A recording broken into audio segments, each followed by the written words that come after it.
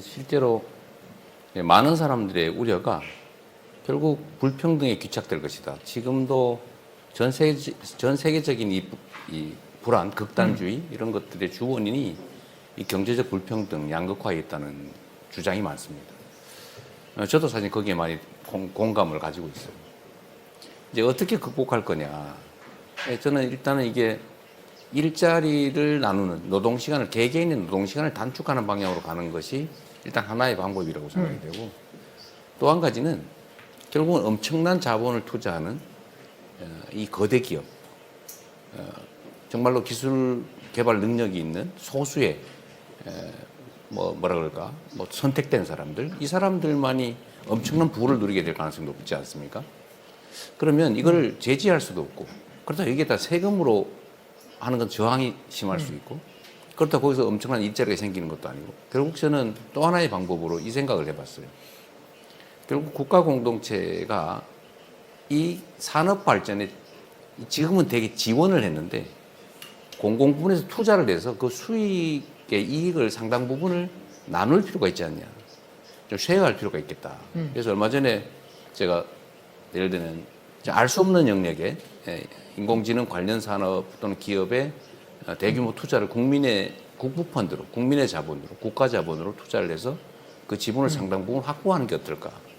세금을 걷는 것도 하나의 방법이지만 아예 사업 자체에 공공이 참여하는 건 어떨까, 이런 생각을 해봤습니다. 이건 어떻게 생각하십니까? 제가 그 얘기했다가 공산주의자라고 비난을 많이 받았어요. I'm not an economist, so I can't offer an expert opinion on such economic matters. What I can say is that very often in these situations in history, you have to overcome resistance from the big corporations and the big companies that they tell you, you cannot do it except the way we want to do it. And again, if you look at, say, the 19th century, so during the Industrial Revolution, the big companies, they used child labor. They sent children aged 8, 10, 12 to work in factories, in coal mines, something I think that you personally have also experienced. And when you tell the companies, this is not a good idea, it's better to send the children to school, the companies say, no, this doesn't make economic sense. If we spend so much money on sending children to school, whereas our competitors don't, in other countries or in other companies, they send them to work at age 8, we will be left behind in the economic race. And this was a very strong argument. But in the end, people realized that actually sending the kids to school at age 10, it's not only the ethical thing to do, it's also make good economic sense. That it's much more, the country will be much more rich in the end if you send 10-year-old kids to school to get a good education than if you send them to the factory to work. So this required government action to tell the companies, you can't employ children. And this required a lot of government investment because somebody need to build this huge educational system. But in the end, it also made very good economic sense. And we are now in an analogous, in a similar situation. Of course, it's very different this time. We can't just repeat the same formula that worked 50 years ago or 100 years ago. But the principle that we need government to step in is important because, as I said, nobody knows what the job market would look like in 10 years. What we do know is that it will be very volatile, fluid. It will keep changing. Like the AI revolution is not a one-time event. It's not like we now have the big AI revolution. We'll have a few years, very rough years, until finally there is a new equilibrium and everything settles down. No, AI is nowhere near its full potential. This revolution is just beginning. So we will see very big changes in the labor market, in the job market, in the next 5 years, even bigger changes in 15 years, even bigger changes in 30 years. As AI becomes more and more intelligent and replaces humans in more and more tasks. So people will need to constantly retrain and reinvent themselves and change jobs. And the big question is, or two questions. First of all, who is going to finance all this retraining? And who is going to support people while they are in transition? Like, I lost my old job to an AI. There is a new job, but I need like 6 months or 1 year to retrain. Who is going to support me in the meantime? And it's not just financial support. Even more important is psychological support, because it's going to be a very stressful world. You know, change is stressful. And having to change again and again throughout your life, you cannot rely on just, okay, now I know, now I have the knowledge that will keep me throughout my life, now I have the profession, the job, I will do this until I'm old. This is gone. You have to change again and again. It's very stressful. So I think we'll also need much more investment in mental health. We already saw it also with COVID, that it's very important to remember the mental aspects of such big crisis. That it's easy for people to focus on just the material conditions, but taking care of people's mental health is equally important. So I think in the coming years, governments will need to step in to provide both a kind of new education system for adults, so they can keep learning and changing throughout their lives, and also a much more robust mental health system to support people in very stressful times.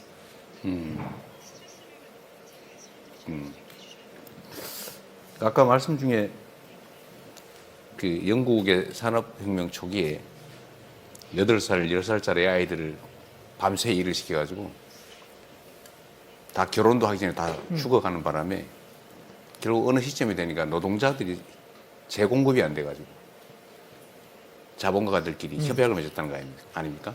우리 10살 미만은 쓰지 말자. 밤 10시 이후에는 여성은 집으로 돌려보내주자. 이게 이제 노동법이라고 하는 법률의 그 제정 출발이었죠. 근데 지금 인공지능이 지배하는 사회에도 사실은 생산성이 엄청나게 올라갈 텐데 결국 이 생산의 결과물을 특정 소수 또는 소수의 기업들이 독점할 가능성이 매우 높죠. 안 그래도 지금 전 세계가 이 부의 양극화, 불평등 격차 때문에 성장률도 떨어지고 성장률이 떨어지니까 갈등이 격화되고 이게 이제 국제적인 충돌의 원인이 돼 가고 있기도 한데 아마 이스라엘이 가자 지구를 침공한 것도 비슷하지 않을까 싶어요. 근데 앞으로도 이게 이 경향이 더 심화될 텐데 이 문제, 예를 들면 이걸 피할 수는 없고 기술은 발전할 거고 인공지능이 산업 현장의 주도 생산 수단으로 자리 잡을 텐데 이 엄청난 쏠림 현상, 그러니까 한쪽으로 몰리는 이 현상을 어떻게 극복할 수 있죠? 어떻게 대책을 세워야 될지 혹시 생각해 보셨나요? 오. 문제가 있다는 건 알겠는데 그 문제를 어떻게 피해갈 수 있을까? The one key word is trust. 네. We need to build more trust between people in order to keep AI under our control. Unfortunately, some of the most important leaders in the world are doing exactly the opposite. They are destroying the trust between countries. They are destroying trust in international laws. They are destroying trust in agreements. They think that force alone can be trusted. And they imagine a world in which each nation is like a fortress with very high walls, both against immigrants, against foreign ideas, against foreign goods, tariffs. And, you know, in a world which is just a collection of fortresses, the question is, how do you settle the differences, the disagreements between the fortresses, if you don't have any common values, any common rules. Each fortress will naturally want a bit more territory, a bit more security and prosperity for itself at the expense of the neighbors. 충돌하겠죠. And then we know, we have thousands of years of history, and we know how it ends. It ends in war. The only thing that can prevent it is not building walls, but building trust between different countries and also between different companies. But the opposite is happening. And this is especially dangerous in the age of AI. You know, I've been traveling the world since I published Nexus, talking with politicians, talking with business people about the AI revolution. I was a few days ago in Tokyo. Tomorrow I'm flying to Beijing. And wherever I go, I ask the leaders of the AI revolution 2 questions. First, I ask, why are you moving so fast? There are big risks, and we need time to adapt the labor markets, to adapt our laws, to think about the ethical implications. We need time. Why are you moving so fast? And almost all of them have the same answer. We know that there are risks. We would actually like to slow down, to invest more in safety, but we cannot trust our human competitors. If we slow down and the other company or the other country doesn't slow down, they will win the AI race and they will rule the world, because whoever dominates AI dominates the world. So this is why we can't slow down, because we cannot trust the other humans. Then I ask them the second question. Do you think you will be able to trust the super intelligent AIs that you're developing? And the same people who just told me they can't trust the other humans suddenly tell me, yes, we can trust the AIs. And this is almost insane. We have thousands of years of experience with other humans.